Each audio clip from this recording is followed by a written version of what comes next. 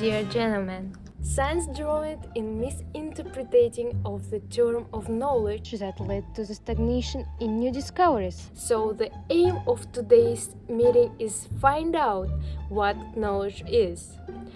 According to the most influential empiricists of 16th and 17th centuries, Francis Bacon discovered a way to gain knowledge called induction, based on how we process information through memory, imagination, and reason.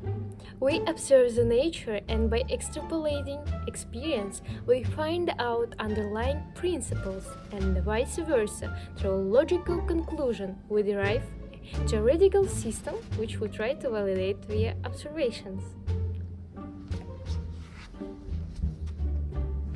The system that you have described is interesting, but it is far from only one. According to Thomas Hobbes, natural laws are not necessary to understand how human mind comprehends the world around it. According to him, all our ideas come from senses.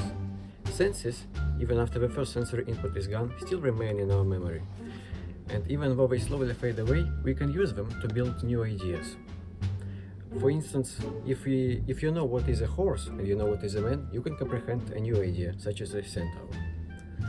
Language, when used in conjunction with imagination, can be used to structure our thoughts and in a way that other people can comprehend them.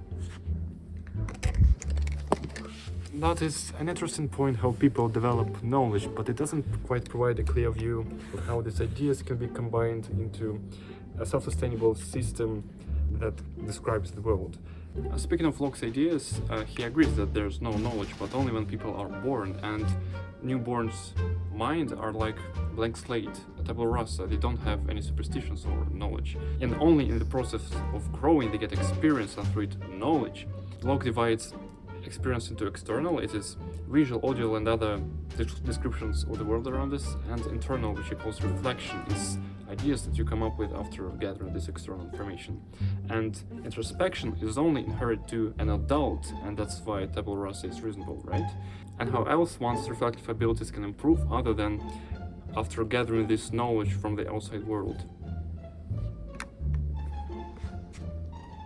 Thank you, Constantian. It is an interesting idea, but I disagree with your point that people are born with tabula rasa mind.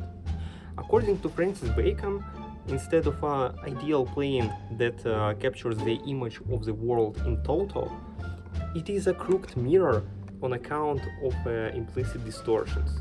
So, before any capturing of the knowledge, we need to improve our mind. We need to free it from the idols that we are born with. But what is important is the way how we search for it. There is three ways. First one is the way of an ant, who collects and uses, on the experiments. The second way is the way of the pure reason, like a spider that makes its own web out of their own substance. And the third, the golden middle, is the way of a bee that gathers its material from the flowers in the garden and then consequently transform and process it by its own. It is reasonable, isn't it? Yeah, Makar, your argument where you demonstrate how people represent knowledge through the animal world example is still unclear for me. It doesn't build foundation in which our further ideas build.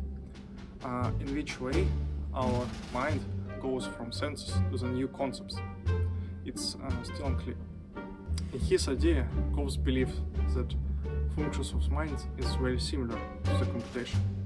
So, using our memory that produce concept of the equilateral figure and the rectangle, we can go to the concept of the new of the square. As you can see, our mind encode data that we experienced before, and its belief is true, and our concept is true either. Makar, I agree with your idea since it reflects Locke's position about obtaining knowledge through sensations and reflection. More specifically, Bacon's end covers Locke's sensations, spider represents reflection, and finally bee is an experience. Moreover, Locke suggests an interesting position regarding building complex ideas, combining simple ones. Simple ideas, in order, are acquired through experience, so the ideas have somehow hierarchical structure. Based on how we In the end, each philosopher contributed to the development of Locke's epistemological empiricism.